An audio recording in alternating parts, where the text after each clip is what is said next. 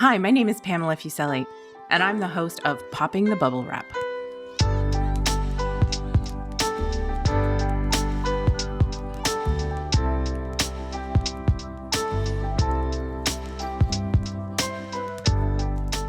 Are you the person in your family who worries about the safety of others, about buying safety products and using them? Are you yelling, "Yes, that's me"? Then this is the podcast for you. Raising a child or children can be a hair-raising undertaking, and keeping them safe is your priority. Parachute's Popping the Bubble Wrap podcast explores what you really need to think about and provides easy tips on prevention strategies. No bubble wrap here, though. Wiping the sweat from your brow, you let out a sigh of relief. Finally, the crib is assembled and ready for baby, due any day now. You've put together the change table. You've got the diapers and the onesies. So close to being prepared for the little one to arrive. Just one last task to take care of: buying a car seat and getting it installed for the ride home from the hospital. You've been avoiding this because between knowing what type of car seat your infant will need, understanding Canada's car seat laws, and figuring out how to install the darn thing, navigating the world of car seats is no small feat. New and expecting parents rest at ease. Today we are going to talk it through. Everything you need to know about selecting and installing a car seat to get your infant safely home from the hospital. And I know we said we would be talking about safe sleep today, but things happen. So we'll be talking about safe sleep in a future episode. Joining me today for the conversation are parents Beth Collada and Shazia Karmali, along with our expert Holly Choi, Vice President of the Child Passenger Safety Association of Canada. Welcome, everyone. Hi. Thank you Thanks for having me. us. Thank you. Beth and Shazia, you are both expecting soon. What has been your experience understanding this unfortunately confusing world of car seats? Are you deep in the process now? Are you done? What's top of mind for you as you take this on? Shazia, maybe we'll start with you. I know you're due first. Thanks, Pam. We have selected our car seat, but it's a process we started back in December. Top of mind for us was definitely safety and ease of use. And it was kind of a roller coaster trying to understand what was available and why there were so many options and why some are more expensive than others and what makes one better than another. And, you know, when you walk into the retailer, they're all kind of displayed on the shelf and they all look like they're the same kind of idea. So it was definitely a hard thing to navigate, but we did make our selections. It's a bit overwhelming, isn't it? It's definitely overwhelming. Beth, did you have a similar experience? Yeah, similar to Shazia, we have purchased our car seat and we ended up going with the Uppa Baby Mesa Max, and it's still in the box. We haven't taken it out. We haven't read any manuals or tried to install. So that'll be the next process, which I think will be probably fairly daunting as well. You almost have to do your own research on the car seats. And as you said, there's an owner's manual. There's so many choices. Holly, maybe you can tell us about some common mistakes when parents are trying to find and install the right car seat for their infant. Absolutely. And you know what? I am an example of what not to do when you're looking for a car seat, because with my first, I made two very crucial mistakes that I wish someone had given me advice ahead of time. So hopefully for those of you that are listening and expecting, this will be helpful. I chose my first baby's car seat based on the color because it was cute and my favorite color. And just like you said, Beth, you walk into a store, they're displayed so nicely and you get a little bit overwhelmed at looking at them all. So having the color is a nice to have, but the most important thing, and what as certified child passenger safety technicians, we always suggest to parents and caregivers, is you are looking really for 4 things when it comes to selecting a car seat. It has to fit your child. It has to fit your vehicle. It has to fit your budget. And you have to be able to use it correctly every single time. The Canadian Pediatric Society has a statistic that a correctly used car seats can reduce the risk of fatality by up to 71%. That's a huge difference that we can make, but using the car seats correctly isn't easy either. So the two mistakes I made, one was making sure that I found one that fit my vehicle and using it correctly, which you think that would be easy, but it's not. Shazia or Beth, do either of you happen to have a compact SUV or a compact vehicle by any chance? Yeah, I have a Hyundai Tucson. Yeah, so something that I found with the compact SUVs is that they're really just a sedan that's higher off the ground with a little bit more of a hatch. So my first car seat that I bought based off of the color was actually, it turned out to be the second largest infant car seat on the market in terms of the front to back space that it took up, and I drove a hatchback. So I thought, you know what? I'm going to go out and I'm going to get an SUV. That'll fix my problem. Seems a little bit backwards to do it that way, but that's how my brain worked. I really wanted to sell the idea to my husband that we got an SUV anyway. So at that point, guess what? It didn't fit my SUV either. And that's just a really common flaw, is that we don't realize not all car seats fit all vehicles. So you have to go to the store and physically ask to try it in your car first. Wow. Beth, Shazia, did either of you try it in your vehicle? You both said they're both still in the box, so probably No. not. But was that one of your considerations, that it would fit in your vehicle? To be honest, I didn't really even think about it, but now that you said that, Holly, I'm thinking I should probably take it out of the box sooner than later and see that it does fit nicely, because I have a few months to return it and buy something different. I had the same thought process as Holly, like, well, I have an SUV, so it should be fine. But I didn't try it in my car. So. Yep, that's a really important point. Did anything else that Holly say surprise you, or something that you didn't think about when you were shopping for your car seat? I think the color thing actually didn't really surprise me. I have other friends who have purchased car seats, and they, I guess, were guided a bit on the color and the look of the car seat, which I guess as a new parent, you want everything to look nice until you realize that the baby's just going to make it look bad. But I think that's, I would assume a lot of people get sucked into that. A key point that I would like to bring up is the budget. And the idea that, especially that you could be judged as a parent, oh, you didn't buy the most expensive car seat, it must not be the safest one. There's this inherent guilt in the pricing.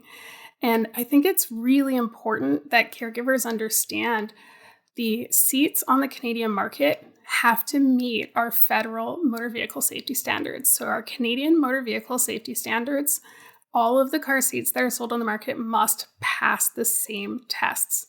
And what that means to you as a caregiver is that if you are in a crash that is survivable, which we know not all are, but if the crash is survivable and your car seat is used correctly, it's going to do its job. And that doesn't matter if the car seat is $90 or if the car seat is $700. It's really important that we know how to use it correctly, which, again, that's where I got personally a little bit stuck as a first-time parent too, which is how I ended up here. That's a really important piece of information, because there's an assumption that if it's more expensive, that not just for car seats, for a lot of different products, that they're better. Shazia, there's a lot of information like this to know about.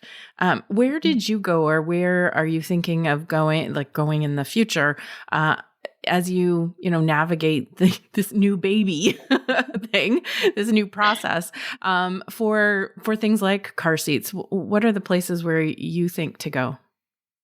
Well, I also felt that some were more expensive than others, and why was that? And what makes one more expensive than the other? Is it safer? Is it not? So I would do an internet search to check at first from reputable sites, and then also I like to see sites that compare different models and show actual videos or things of why a certain thing is better than another thing. But I also have a lot of family and friends who've recently had children. And so I'd like to understand their experiences as well. So I kind of just took all of that and then made a decision. Mm-hmm.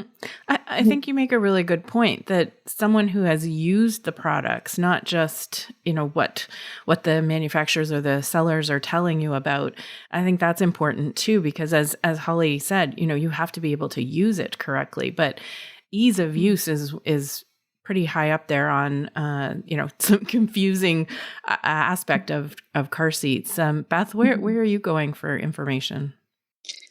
I mostly went to friends and family as well who have had babies in the last couple years and what they used and what they recommended.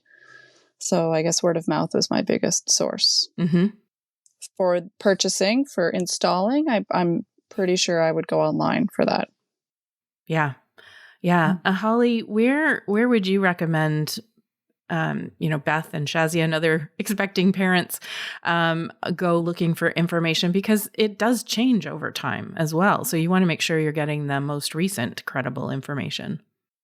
Yeah, the first step for selecting car seats is really always go to the store, find something that's in your budget that is going to fit the child you're going to put into it. So look at the packaging, make sure the height and weight ranges match the child you intend to put into that car seat. So for an infant, you'd be looking at an infant seat, or some of the convertible seats on the market may also work.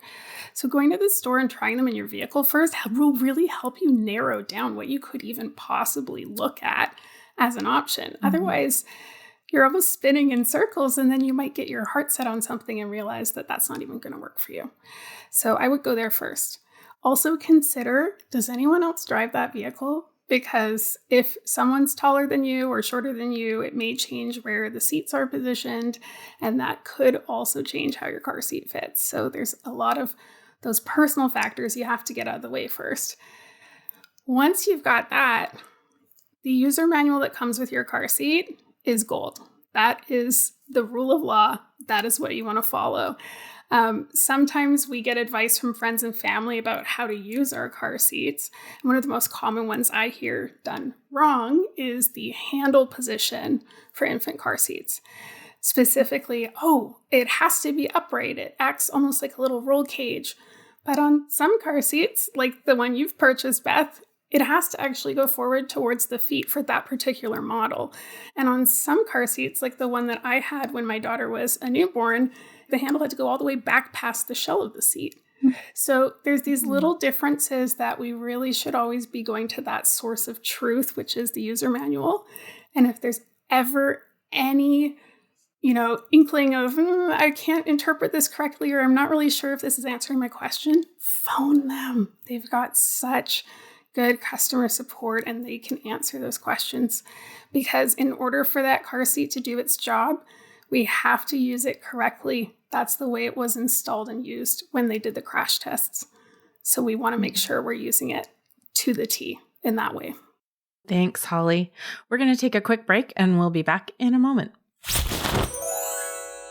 Nearly 3 decades ago, Amazon set out to be Earth's most customer-centric company, where people can discover and purchase the widest possible selection of safe and authentic goods. As part of that mission, they obsess over earning and maintaining trust by ensuring that they provide a trustworthy shopping experience. Amazon is dedicated to helping you make informed choices and use your purchases safely. Visit www.amazon.ca/product safety and usage and explore expert tips, articles, and videos from our partners to ensure a secure shopping experience. Okay, before the break, we were talking about places to go for credible information about car seat installation, and the manufacturer's instruction manual is the place to go. That can be really overwhelming, the amount of technical information, and I think just the overwhelming fear of making the wrong choice. So, Holly, what advice would you give to Shazia, to Beth, parents in general, even just more generally when finding and installing a car seat for their infant? This is a big choice, a big decision for them to make. So that's really where we come in at the Child Passenger Safety Association of Canada. We have certified CPSTs, which stands for Child Passenger Safety Technician. We are trained and certified in the proper use and installation of car seats and booster seats. So there are a number of volunteer CPSTs all across the country, probably one in your own community. And we help caregivers navigate that because reading a manual is really overwhelming. It can be difficult to comprehend some of this stuff or really kind of, again, like you said, it gets jargony, very technical. And having someone there to help you interpret that's had that experience with multiple car seats is a really, really great way to give yourself that support. The majority of us across the country, as I said, operate as volunteers. And so that gives you an opportunity to really make use of that wonderful resource in your community. If you can't see someone in person, there's also a number of CPSTs that will help through video chat. And manufacturers may also have some on staff as well that will video chat with you, depending on which car seat you have. Mm-hmm. So there's that opportunity to connect and just have someone give you that double check. Yep, you've got this all okay. And if you're still expecting, we'll usually use a doll, show you how to harness the baby up so that you know that they're harnessed correctly, which is really one of the hardest things in the beginning because they're so small and fragile and people get nervous about it. And then after the fact, you can always come back for a double check and just say, does this look good? Did I get the harnessing right? And just know that we want to help you. Mm-hmm. So please reach out to a CPST. And in Canada, you can do that by visiting our main website, which is cpsac.org, cpsac.org. We have a Find a Tech map, and you can locate someone in your community or virtually that can help you out. That's really important, I think. And I think through the conversation that we've been having, it's really important for parents to know that they're not alone, that there's so many other people experiencing the same things, that overwhelming, feeling when you go into the store and just see the wall of car seats and what, choices that you could make. And I think Shazia and Beth, you've both talked about, having friends that have helped you to make those decisions. But here's an opportunity. What would you suggest to the car seat manufacturers that, might improve the experience for you and other parents in buying and installing these seats for their kids? Beth, maybe start with you.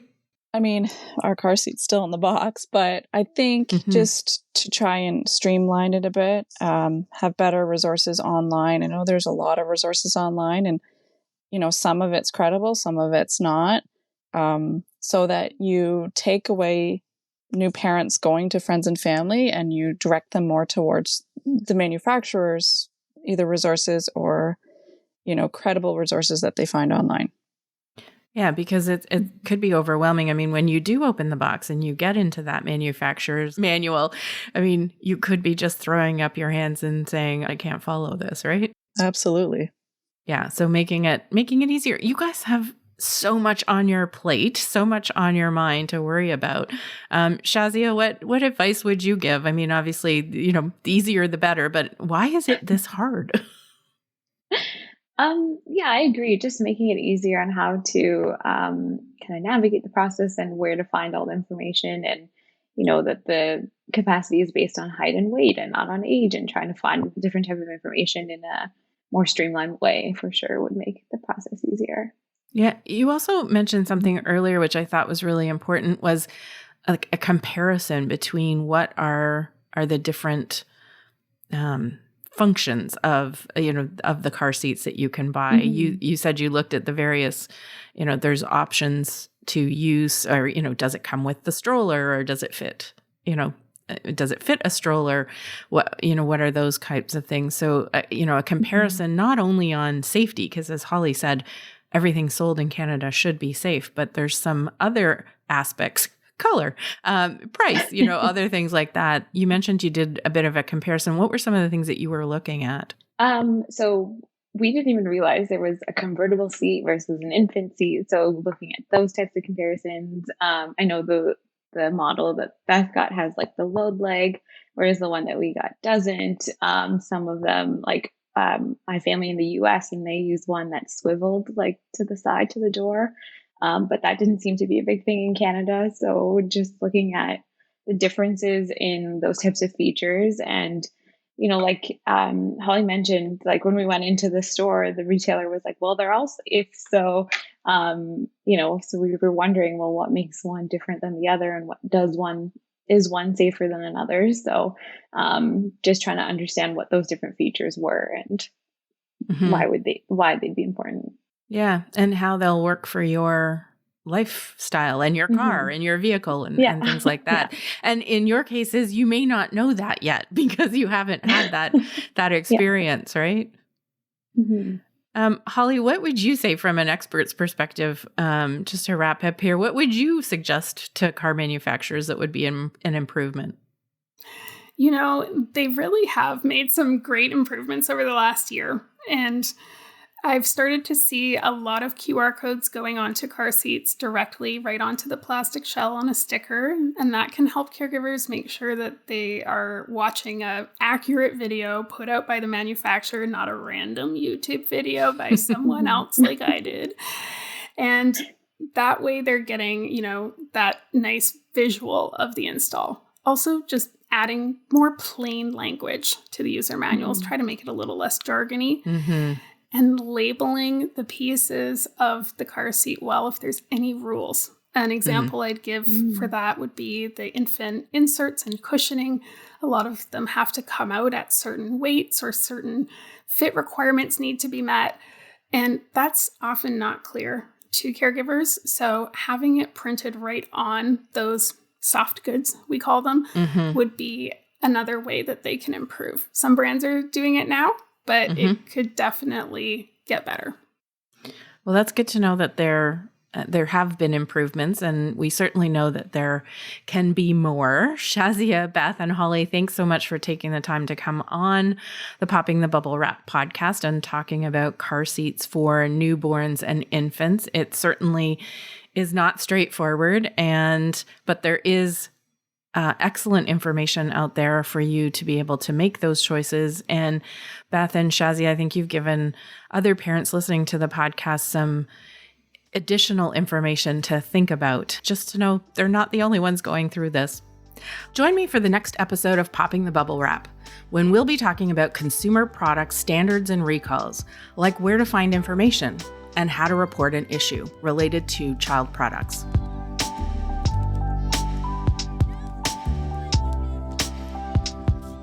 Thanks so much for listening to this episode. Popping the Bubble Wrap is a podcast of Parachute, Canada's national injury prevention charity. We release episodes monthly. Visit us at parachute.ca and follow us on Instagram and Facebook at Parachute Canada. Don't keep us a secret, though. Help other parents find this podcast by sharing the link to Popping the Bubble Wrap and taking a second to submit a review. It really does help. Popping the Bubble Wrap is produced by Story Studio Network.